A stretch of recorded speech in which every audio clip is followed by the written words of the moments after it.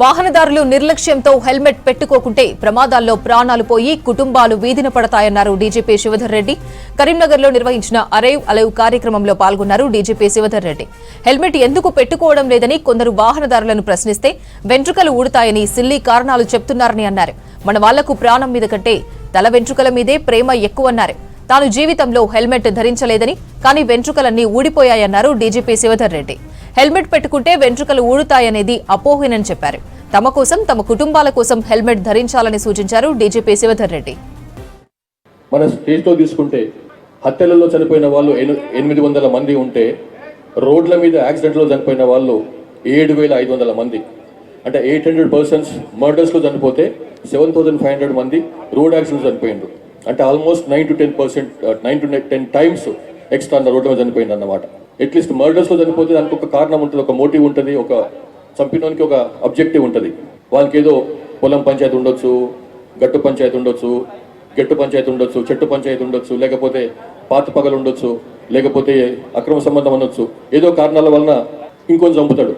కానీ ఇక్కడ రోడ్ మీద జరిగేటువంటి యాక్సిడెంట్లో ఎట్లాంటి కారణం లేకుండా కేవలం నెగ్లిజెన్స్ వలన, పట్టించుకొనితనం వలన, నిర్లక్ష్యం వలన సరిపోతున్నారు అన్నమాట.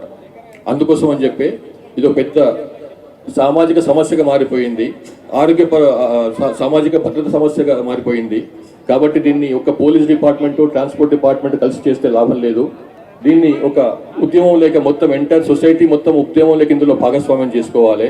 ఇంకో పెద్ద సమస్య డ్రంక్ డ్రైవింగ్.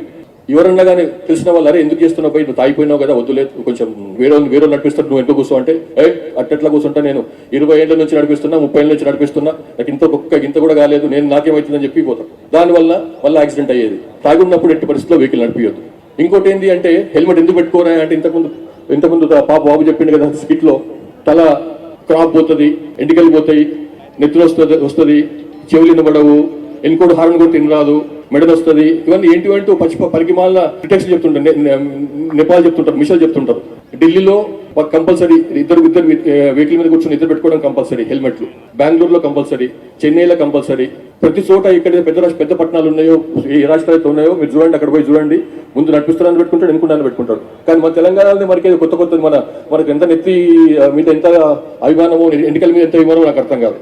నేను నా జీవితంలో హెల్మెట్ పెట్టుకోలేదు. నేను ఎన్నికలను పోయినాయి, దానికి సంబంధం లేదు.